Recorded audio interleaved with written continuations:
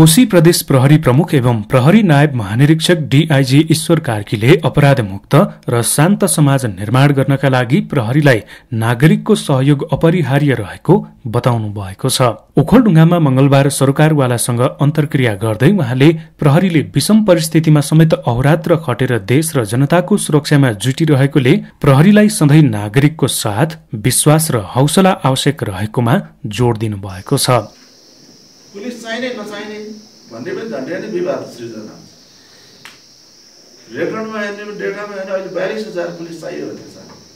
यहाँले भन्यो बिट चाहियो, चौकी चाहियो, कहाँ चाहियो, 42,000 पुलिस थप्नु पर्ने हुन्छ। हाम्रो युनिटले धेरै चाहिँ बढाउनु पर्ने डिमान्ड छ, हाई डिमान्ड छ। अब सरकारको कुरा अब सकिएको त छैन, त्यति हजुरको चाहिँ डिमान्ड हाई छ। हाम्रो सेवा पब्लिकले चाहिरहेको छ, हामी त आफै छौँ, खुसी छौँ। तर त्यो सेवा गरे बापत पाउने स्टार्टर सिकाउनु छ, दृष्टिकोण सिकाउनु छ।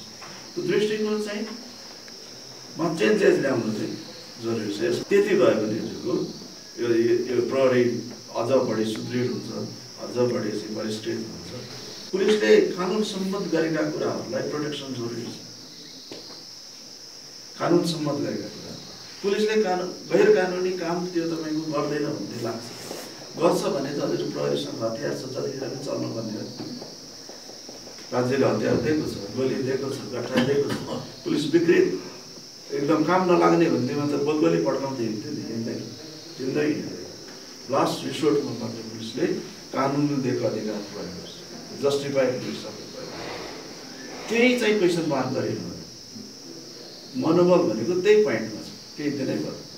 निरीक्षण भ्रमणको क्रममा जिल्ला प्रहरी कार्यालय ओखलढुङ्गा आइपुग्नु भएका डीआईजी कार्कीले जिल्ला समन्वय समिति ओखलढुङ्गाका प्रमुख टेकराज भट्टराई, सिद्धिचरण नगरपालिकाका प्रमुख तेजन खनाल लगायत सरकारवालासँग छलफल गर्दै दीर्घकालीन शान्ति र स्थायित्व कायम राख्न प्रहरी र नागरिक बीचको सहकार्य अपरिहार्य रहेको बताउनु भएको छ। अन्तर्क्रिया कार्यक्रममा जिल्ला समन्वय समिति प्रमुख भट्टराई, मेयर खनाल, नागरिक समाजका अगुवाहरू, विभिन्न दलका प्रतिनिधि र सरकारवालाले जिल्लाको शान्ति सुरक्षाको अवस्था, प्रहरीको सक्रियता र जनसहयोगको भूमिका प्रशंसनीय रहेको धारणा राख्नु भएको थियो। साथै पछिल्लो दिनहरूमा जेन्जी आन्दोलनपछि बढेको सुरक्षा चुनौती, आगामी निर्वाचनको सुरक्षा व्यवस्था, जिल्लामा बढ्दो क्रममा रहेको लागू औषध दुर्व्यसन र ओसार पसार, आत्महत्या, आपराधिक घटना न्यूनीकरणका लागि ठोस कदम चाल्न सरकारवालाले आग्रह गरेका थिए। यस्तै दरबन्दी अनुसार जिल्लामा प्रहरी कर्मचारी खटाउन, केही आवश्यक स्थानमा प्रहरी बिट राख्न पनि सरकारवालाले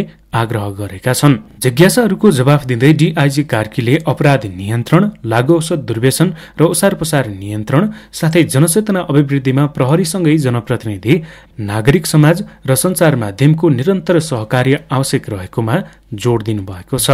ड्रग्स चाहिँ अलार्मिङ छ, एकदम चुनौतीपूर्ण नै छ। ड्रग्स इन्डियाको पारिपट्टि एकदमै फ्री रूपमा पाउँछ अनि त्यसको मार्केट चाहिँ नेपाल भइरहेछ। अनि युवाहरू चाहिँ यसबाट केही चाहिँ भिक्टिमहरू भइरहेको, त्यो युवा हुनु भनेको हामी फ्यामिली सबै हुनु, कम्युनिटी नै चनाको यस अर्थमा हुनुपर्छ, कुनै पनि हाम्रै घरभित्रै छेडिदिन्छ। त्यसलाई यो एकदम सोसल इस्यु हो, यो चाहिँ एउटा प्रब्लम हो, चुनौती हो।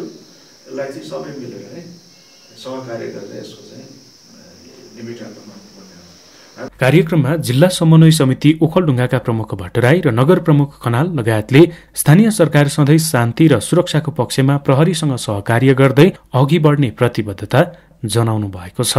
यसैबीच मंगलबार नै जिल्ला प्रहरी कार्यालय ओखलढुङ्गाको विभिन्न शाखा र संरचनाको निरीक्षण गर्दै डीआईजी कार्कीले कर्मचारीहरूलाई उच्च मनोबलका साथ जिम्मेवारीपूर्वक शान्ति सुव्यवस्था र सुशासन कायम राख्न निर्देशन दिनुभएको जिल्ला प्रहरी कार्यालय ओखलढुङ्गाका प्रमुख एवं प्रहरी नायब परीक्षक मदन केसीले जानकारी दिनुभएको छ।